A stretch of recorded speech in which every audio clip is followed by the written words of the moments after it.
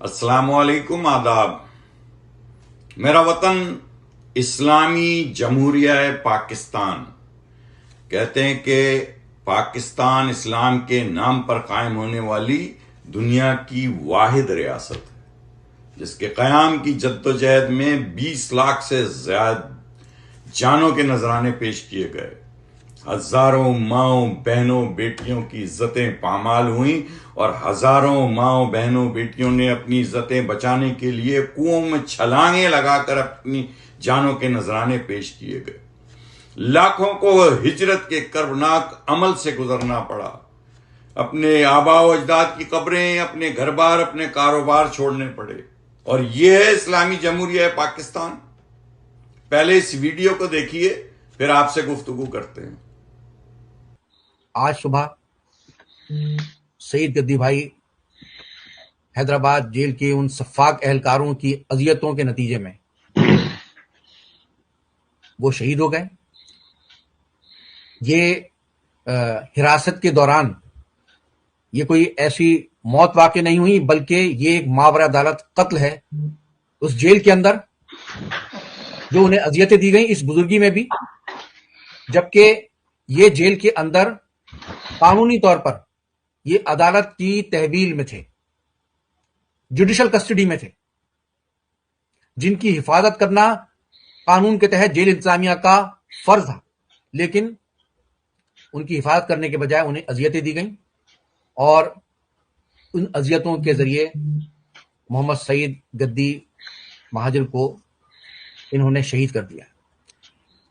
یہ حراست کے دوران ماورا عدالت قتل ہے۔ یہ اس کو چاہے حیدرآباد جیل کی انتظامیہ حکومت چاہے اس کو کچھ بھی نام دیتی رہے، لیکن یہ ایک کھلا حراست میں ماورا عدالت قتل ہے۔ حیدرآباد جیل کی پوری انتظامیہ بشمول سپرنٹینڈنٹ جیل، صوبائی وزیر جیل خانہ جات اور پیپلز پارٹی کی جو مہاجر دشمن حکومت سندھ ہے، یہ پوری کی پوری اس ماورا عدالت قتل کی ذمہ دار ہے۔ عزیزان گرامی، آپ نے یہ ویڈیو دیکھی۔ میرا آپ سے تمام پاکستانیوں سے یہ سوال ہے کہ کیا یہ اسلام کا درس ہے؟ کیا یہ نبی آخر الزماں حضرت محمد صلی اللہ علیہ وآلہ وسلم کی تعلیمات ہیں؟ کیا کسی جمہور کے ساتھ، کسی عوام کے ساتھ اس ملک کی ریاست یہ سلوک کرتی ہے؟ کیا یہ وہ پاکستان ہے جس کے لیے لاکھوں جانوں کے نذرانے پیش کیے گئے؟ میں سوال کرتا ہوں، اس ملک میں کوئی آئین ہے، کوئی قانون ہے؟ اس ملک کا کوئی نظم حکومت ہے؟ کوئی ادارہ ہے ایسا اس ملک میں؟ کوئی دروازہ ہے ایسا؟ کوئی چوکھٹ ہے جہاں سے عام آدمی کو انصاف مل سکے؟ کیا دنیا کا کوئی آئین ایک قیدی کو جس پر ابھی جرم ثابت بھی نہ ہوا ہو، جیل مینول کے مطابق اسے طبی سہولیات فراہم نہیں کرتا؟ میرا سوال ہے کہ کیا پاکستان کا آئین قیدیوں کے حقوق کو تحفظ فراہم نہیں کرتا؟ کیا آئین پاکستان 1973 کی دفعہ 9، 10 اور 14 قیدیوں کے حقوق کو تحفظ فراہم نہیں کرتی؟ کیا آئین پاکستان کے مطابق قیدیوں کے حقوق انسانی حقوق کے زمرے میں نہیں آتے؟ کیا پاکستان کی جیلیں جیل مینول کے بغیر چلتی ہیں، جہاں صرف بے گناہ لوگوں کو قید کر کے موت کے گھاٹ اتارا جاتا ہے؟ میں آپ سے سوال کرتا ہوں کہ کیا سیاسی وابستگی آئین پاکستان کے مطابق اس ملک کا سب سے بڑا جرم ہے؟ کیا الطاف حسین سے محبت کرنا، اس کے سچے نظریے کو پاکستان کی بہتری کے لیے عملی جامہ پہنانے کی جدوجہد کرنا اس ملک کا سب سے بڑا جرم قرار دے دیا گیا ہے؟ کیا آئین پاکستان کی آرٹیکل 17 ہر شہری کو سیاسی جماعت بنانے یا سیاسی جماعت میں شمولیت کا بنیادی حق نہیں دیتی؟